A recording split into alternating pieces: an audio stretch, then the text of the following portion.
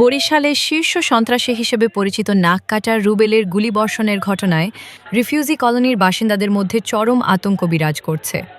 স্থানীয়রা জানান, ২০০৪ সালে র্যাবের ক্রসফায়ারের ভয়ে বরিশাল ছেড়ে আত্মগোপনে থাকা এই সন্ত্রাসীর হঠাৎ পুনরুত্থানে আবারও অশান্ত হয়ে উঠেছে নগরীর ১৪ নম্বর ওয়ার্ড এলাকা।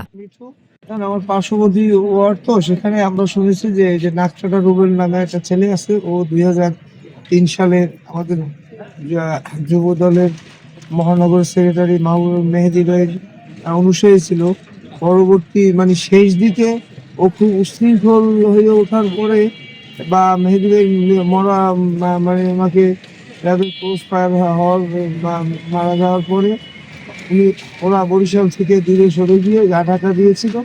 হঠাৎ করে দেখি এদের আবার আবির্ভাব, হঠাৎ করে এদেরকে কে বা কাহারা শেল্টার দেয় জানি না, তবে আওয়ামী লীগের একটা ছত্রছায়ায় তারা বরিশালে এই বছর ২-৩ হয়েছে হয়তো উঠেছে। কিন্তু রিফিউজি কলোনিতে যে এলাকার মধ্যে একটা অনাকাঙ্ক্ষিত ঘটনা ঘটা, এমন কোনো সিরিয়াস ঘটনা ঘটনায় যেখানে অস্ত্র শো করতে হবে বা গোলাগুলি করতে হবে, কিন্তু এই ছেলেটা অপরাধ জগতের যতগুলো অ্যাঙ্গেল আছে সবগুলোর সঙ্গেই আমরা আমাদের জানা মতো আমরা শুনেছি এবং সে সবগুলোর সাথে জড়িত। স্থানীয় সূত্রে জানা যায়, ২০০৪ সালে র্যাবের সঙ্গে কথিত বন্দুকযুদ্ধে নিহত হন বরিশাল সিটি কর্পোরেশনের ১৪ নম্বর ওয়ার্ডের তৎকালীন কমিশনার মাহবুবুল আলম মেহেদি। অভিযোগ রয়েছে, তার ঘনিষ্ঠ ও পালিতোষ সন্ত্রাসী ছিলেন নাককাটার রুবেল এবং তার কাছে বিপুল পরিমাণ অবৈধ অস্ত্র মজুদ ছিল। ওই সময় থেকেই র্যাবের ক্রসফায়ারের আশঙ্কায় রুবেল দীর্ঘদিন আত্মগোপনে থেকে নাম পরিচয় গোপন করে বরিশাল বিভাগের বাইরে অবস্থান করে। চলতি বছরের ১৮ জুলাই হঠাৎ করেই প্রকাশ্যে দেখা যায় নাককাটা রুবেলকে। প্রত্যক্ষদর্শীদের দাবি, নগরীর চৌমাথা এলাকায় নিষিদ্ধ সংগঠন বরিশাল মহানগর শ্রমিক লীগের সাধারণ সম্পাদক রইজ আহমেদ মান্নার সঙ্গে প্রকাশ্যে অস্ত্র হাতে ছাত্র জনতার উপর গুলিবর্ষণে অংশ নেন তিনি। পরবর্তীতে স্বৈরাচারী হাসিনা সরকারের পতনের আগ পর্যন্ত বিভিন্ন সময়ে রইজ আহমেদ মান্নার সঙ্গে প্রকাশ্যে অস্ত্র মহড়া দিতেও দেখা যায় তাকে। কলোনিতে গুলিবর্ষণ হয়েছে, কি ঘটনাটা ঘটছে কি বলেন? তো ও আসে, ওর বাহিনী একটা গ্যাং ছিল, রুবেলের একটা গ্যাং ছিল। ও আইসা ওই ছদ্মবেশে আসে, ছদ্মবেশে আইসা সে বোরকা পরে বা হেলমেট পরে আসে তার লোকে আসে হামলা করে। ওর লোকগুলোকে নিয়ে ও দীর্ঘ আজকে কত বছর ধরে ও মেহেদি মেয়ের আমলে থাকতে ও সন্ত্রাসী, তারপরে ও পুলিশ ফায়ারেরও আসামি।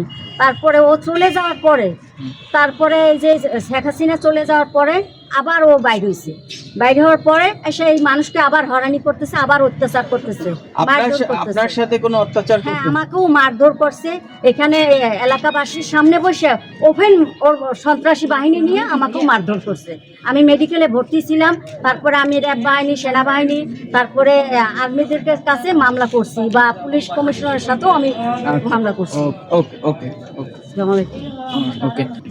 আচ্ছা, আপনাদের এখানে যে ১৭ তারিখ সবাই অভিযোগ করতেছেন যে নাককাটা রুবেল নামে উনি হামলাটা করছে, তার সম্পর্কে কিছু বলেন? উনি দীর্ঘদিন যাবত এরকম কলোনির ভিতরে খুব অত্যাচার করতে আসে। আমাদের ৫ আগস্টের পর দিয়ে আমাদের কলোনিবাসীকে একদম খুব অত্যাচার করতেছে। এরকম আমাদের সাথে গ্যাঞ্জাম হয়েছে। ওই নাককাটা রুবেল ও আমাদেরকে লাঠি মেরে আমার ৭ মাসের বাচ্চা নষ্ট করে ফেলাইছে। চাঁদাও চায়, চাঁদা চাওয়ার বিনিময় এই মারছে আমাদের। এখন ওর বিরুদ্ধে আমরা মামলা করছি। এখন আমাদের ওই যে চাচা, আমার ভাই, এদের দোকানে উঠতে দেয় না। পরে এই যে ১৭ ডিসেম্বর যে গ্যাঞ্জামটা হয়েছে, ওরাই গুলি করছে। আচ্ছা, আমি আরেকটা জিনিস, এই যে আপনারা বলতেছেন এইটা করছে হইলো গিয়ে নাককাটা রুবেল, কিন্তু রকির নামটা আসছে কি জন্য? ওরা গালাগালি করছে, ওরা গালাগালি করে নিজেই চলে গেছে। তারপরে ওরা ফাঁসানোর জন্য, রকি ওনাকে কি ফাঁসানোর জন্য?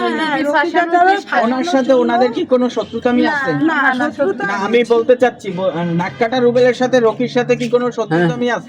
আগে ছিল, অ্যারেস্ট করছে, আগে ছিল।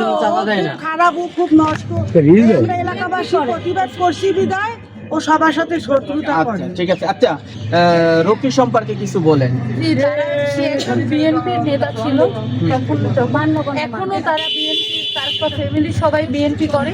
ও যখন আওয়ামী লীগে ছিল, যখন রুবেল আওয়ামী লীগে ছিল, তখন তাদের অনেক হ্যারাসমেন্ট করার পর তাদের দিচ্ছে, এমনকি তার বাবারে তাদের বাসায় অস্ত্র রেখে তার বাবাকে ধরিয়ে পর্যন্ত দিচ্ছে এই রুবেল। এটা রুবেল করছে, রকির বাসা। সরকার পতনের ঘটনার পর নাককাটা রুবেল কালীবাড়ি রোডের শেরনিয়াবাদ বাসভবনে অবস্থান নেন এবং পরে ১৪ নম্বর ওয়ার্ডে নিজস্ব সন্ত্রাসী বাহিনী নিয়ে আস্তানা গড়ে তোলেন। এ সময় তার কর্মকাণ্ডের বিরুদ্ধে প্রতিবাদ করেন ১৪ নম্বর ওয়ার্ড যুবদলের নেতা ইমরান হোসেন রকি। দীর্ঘ ১৬ বছর ধরে হামলা, মামলা ও কারাবরণের শিকার হওয়া এই নেতা রিফিউজি কলোনির বাসিন্দাদের কাছে জনপ্রিয় বলে স্থানীয়রা জানান। প্রতিবাদের জেরে ক্ষিপ্ত হয়ে নাককাটা রুবেল তার সহযোগীদের নিয়ে রিফিউজি কলোনিতে মুহুর্মুহু গুলিবর্ষণ করে বলে অভিযোগ উঠেছে। এতে পুরো এলাকায় তীব্র আতঙ্ক ছড়িয়ে পড়ে। আমাদের একটা তো ছিল না, দীর্ঘদিন ছিল না, কিভাবে আবার আপনাদের এই কামেদাবাদ কলোনিতে আবার সে প্রবেশ করলো, কখন কবে? মূলত রুবেল এই আপনার জুলাই বিপ্লবের আগেই, আরো বেশ কিছুদিন আগেই সে আওয়ামী লীগের কোনো নেতার হাত ধরেই আবার বরিশালে উঠেছে। তারা বরিশালের বাইরেই ছিল, আবার বরিশালে উঠেছে। কিন্তু হঠাৎ করে রুবেল এই মানে মাদক সহ অস্ত্র বিভিন্ন মানে অপরাধ জগতের সাথে সে এত ওইখানটা সে এত রাজত্ব শুরু করেছে আমরা শুনেছি। কিন্তু বিষয় হলো গিয়া পাবলিক বা জনগণের একজনকে আইন শৃঙ্খলা বাহিনী তাদের নেতাকে দমন করা আর কি প্রচেষ্টা করা উচিত ছিল বা উচিত আমি মনে করি। এই যে রকি নামের একটা ছেলে আছে আপনাদের এলাকায়, এই রকি কেমন ছেলে এবং এই রকির নাম কেন ওই গুলিবর্ষণ এর সাথে আসে মনে করেন? রকি আমাদের 13 নং ওয়ার্ডের এই বাসিন্দা। Rocky Imran Hossain Rocky.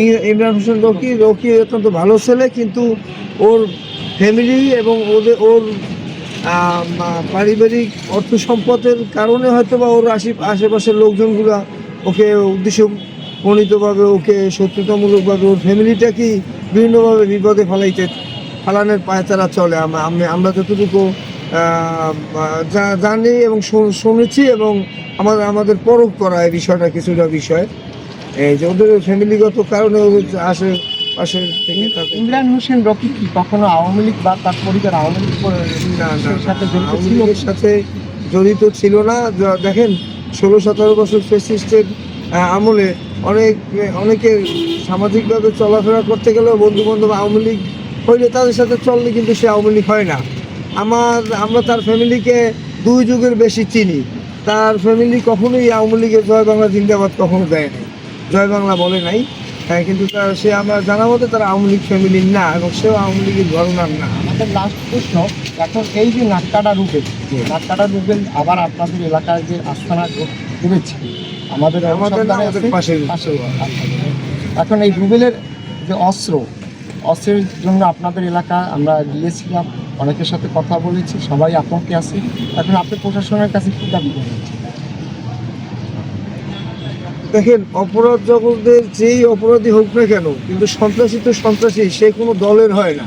সেই ক্ষেত্রে সে অস্ত্রবাজি করেছে এবং সেটা ভিডিও ফুটেজ বা আপনাদের কাছে যথেষ্ট প্রমাণ রয়েছে, সে অস্ত্রবাজ।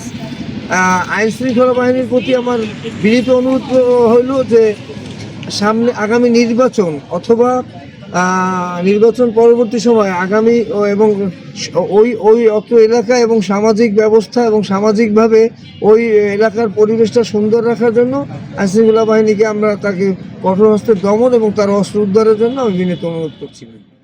এ বিষয়ে বক্তব্য রাখতে গিয়ে বরিশাল মহানগর বিএনপির ১৩ নম্বর ওয়ার্ডের সাধারণ সম্পাদক মতিউর রহমান মিঠু বলেন, সন্ত্রাসীদের পুনরুত্থান নগরবাসীর জন্য বড় হুমকি।